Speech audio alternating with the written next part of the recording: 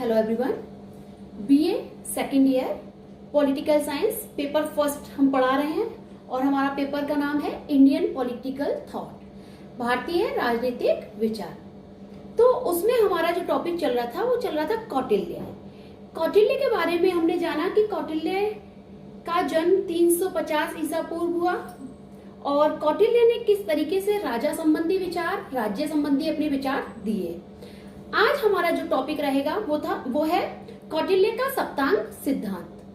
तो सप्तांग सिद्धांत में कौटिल्य ने बताया है कि राज्य के 7 प्रमुख अंग हैं जिनसे मिलके राज्य बना है। जिस तरीके से एक शरीर काम करता है और उसके विभिन्न अंग उसके अलग अलग पर्टिकुलर काम में उसकी हेल्प करते हैं, उसी तरीके से राज्य के भी बहुत अंग हैं और ये सभी अपना जब कार्य सही रूप से करते हैं और आपस में कोऑर्डिनेशन बैठा के करते हैं, आपस में समन्वय स्थापित करके करते हैं, तभी एक अच्छे राज्य की कल्पना साकार हो सकती है। तो आइए जानते हैं कौटिल्य ने अपने सप्तांग सिद्धांत में राज्य के 7 भाग कौन कौन से बताए। आइए, तो सप्तांग थ्योरी हम पढ़ा रहे हैं। कौटिल्य ने राज्य का सावयवी या आंगिक रूप स्वीकार किया है।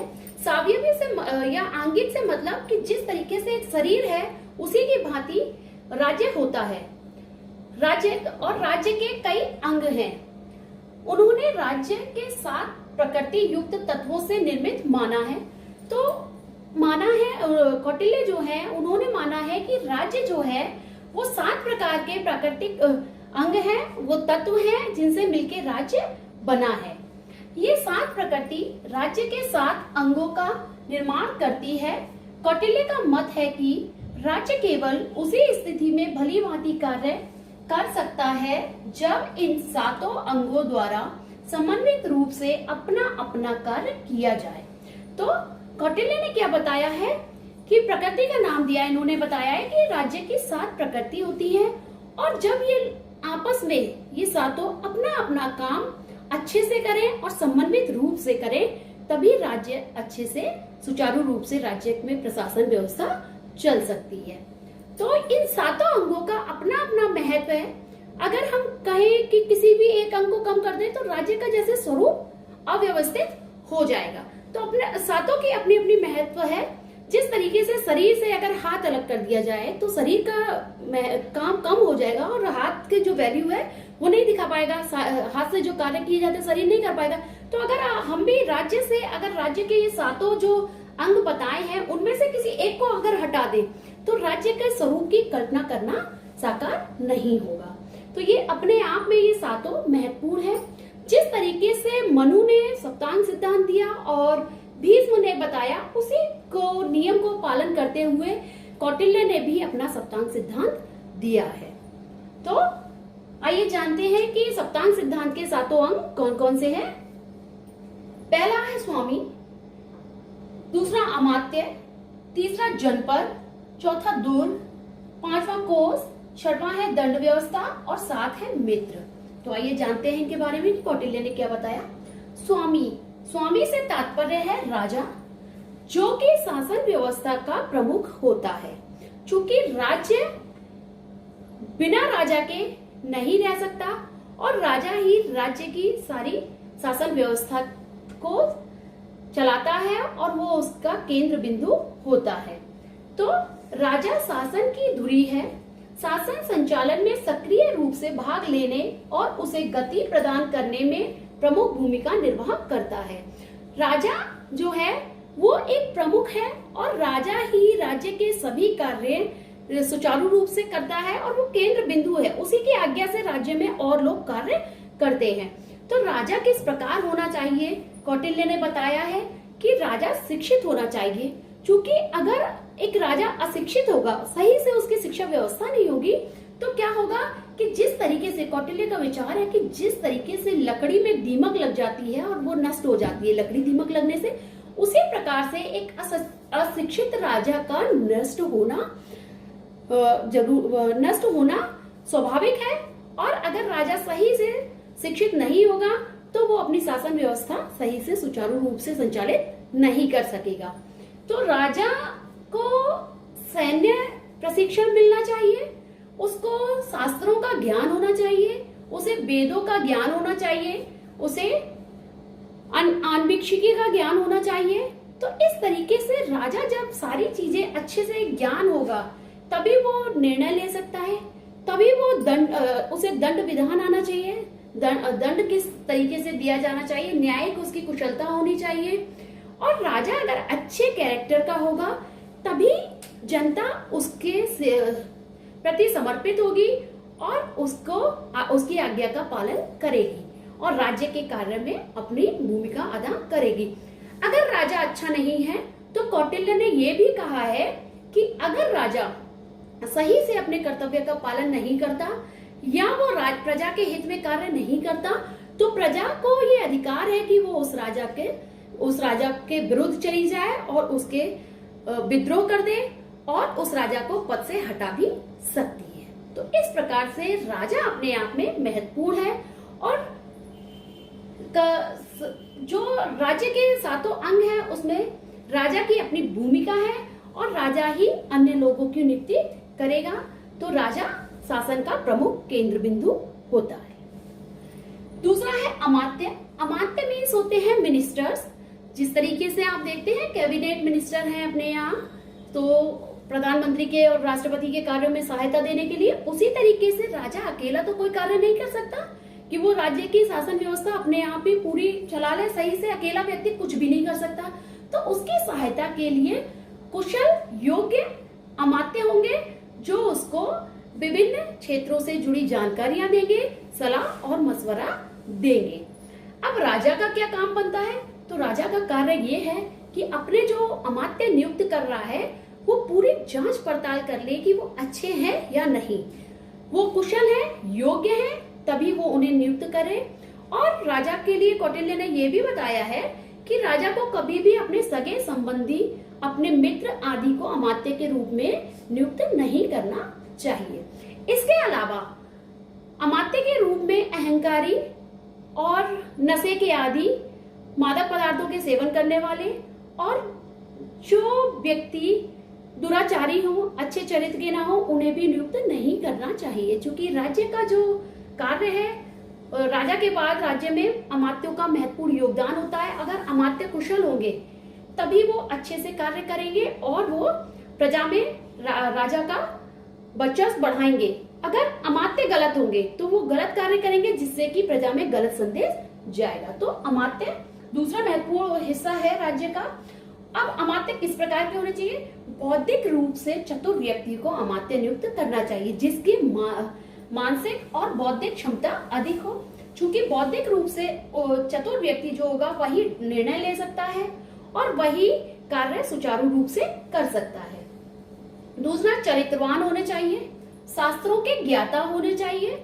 इन्हें मतलब अमात्य उन्हीं व्यक्तियों को नियुक्त करना चाहिए जो जिन्हें शास्त्रों का ज्ञान हो, जिन्हें युद्ध कौशल में निपुण हो, उचित निर्णय क्षमता हो, जिनकी डिसीजन मेकिंग पावर अच्छी हो, कर्तव्य परायण हो, अपने कर्तव्य के प्रति निष्ठावान व्यक्ति होने चाहिए।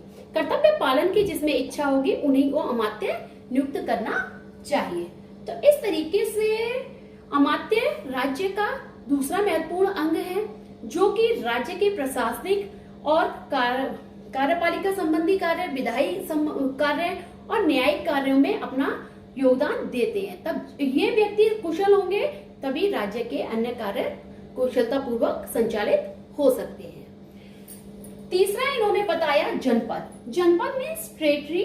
जनपद में कौटिल्य ने भूभाग और नागरिक मीन्स हमारी जो प्राकृतिक संपदा है, हमारी जो प्रॉपर्टीज हैं उन्हें शामिल किया है और उसके अलावा हमारे जो सिटीजन हैं, हमारे नागरिकों को शामिल किया है। तो जनपद से तात्पर्य कि भूभाग और नागरिक ये दोनों का जब मेल अच्छे से होगा तभी जनपद की स्थापना हो सकती है।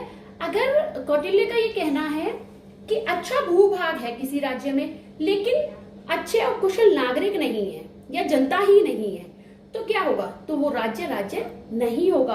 और अगर नागरिक है और भूभाग से हम संपन्न नहीं है, हमारे पास जो भौतिक प्राकृतिक संपदा है वो उचित नहीं है, तो भी राज्य का अस्तित्व खतरे में है।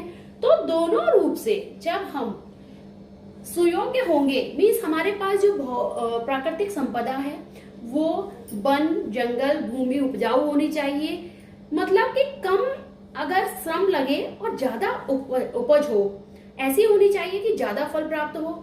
और नागरिक कैसे होने चाहिए, जो अपने सरल स्वभाव के होने चाहिए, आज्ञाकारी प्रवृत्ति के होने चाहिए, और जिनमें की राजा की आज्ञा पालन करने की योग्यता हो।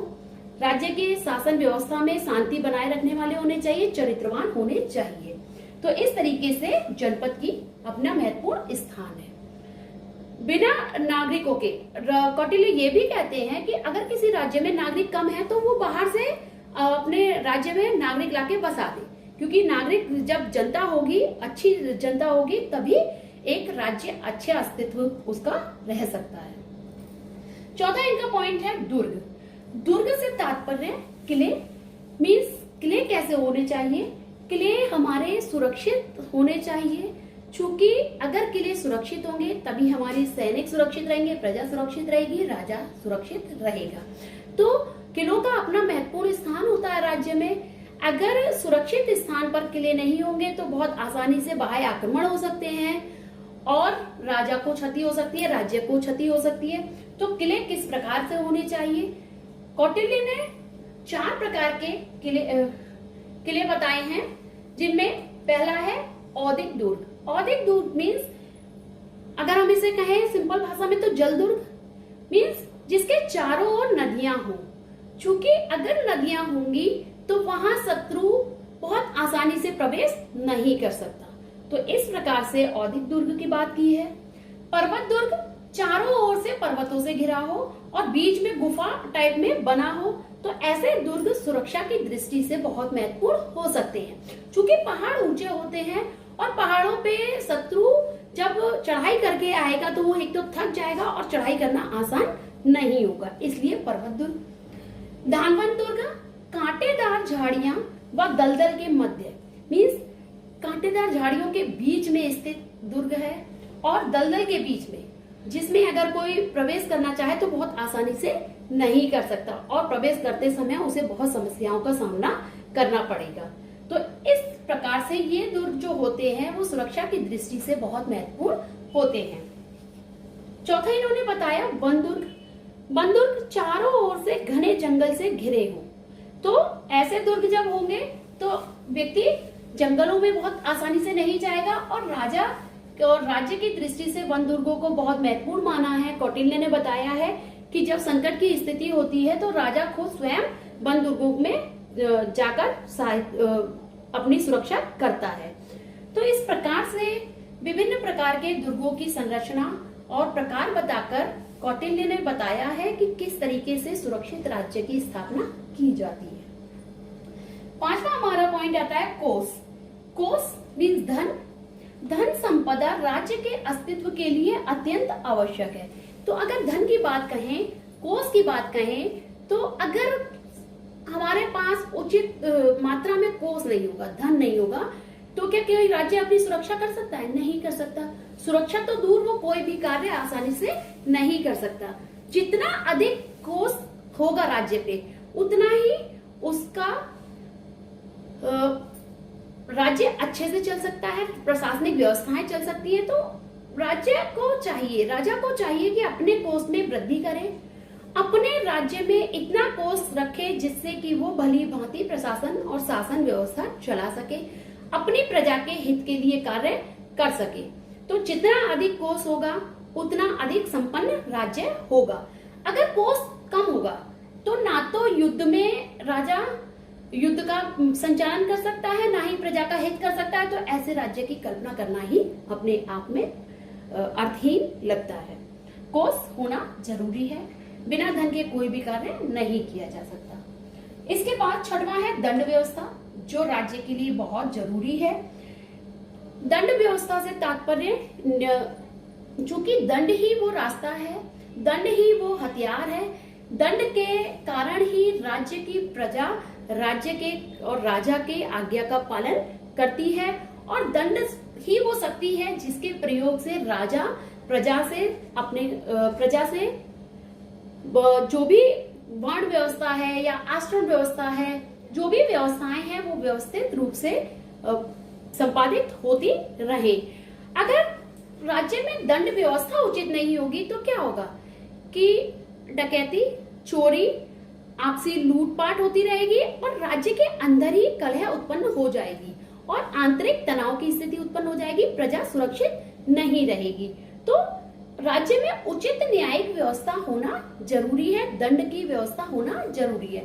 दंड में एक तो न्याय की व्यवस्था करने के लिए दंड जरूरी है, दूसरा सैनिक रूप से अपनी रक्षा के लिए जरूरी है। तो जो राज्य जितना अधिक अच्छी दंड की व्यवस्था करेगा उस राज्य का कार्य उतना ही अच्छा होगा, प्रजा सुखी और शांतिपूर्ण जीवन व्यतीत कर सकती है। अर्थशास्त्र में कौटिल्य ने 2 प्रकार की बात की है और वहां वर्णन किया है धर्मष्टीय और कंठक शोधन दंड। तो ये क्या है? धर्मष्टीय मीन्स व्यक्तिगत विधि, जिसे हम सिविल लॉ भी कह सकते हैं, और कंठक शोधन दंड विधि, क्रिमिनल कानून कह सकते हैं। तो ये 2 प्रकार के इन्होंने विधि का वर्णन किया है। तो इनकी बात करते हैं। 7वां जो पॉइंट रहता है मित्र। मित्र 7वां और लास्ट हमारा राज्य का अंग है जो अपने आप में महत्वपूर्ण होता है। मित्र से तात्पर्य वो व्यक्ति जो आपकी अच्छे समय में और बुरे समय में आपके साथ डटकर खड़ा रहे, आपके लिए अपना सर्वस्व देने को न्यौछावर करने को तैयार रहे, वो मित्र है। मित्र कई प्रकार से हो सकते हैं।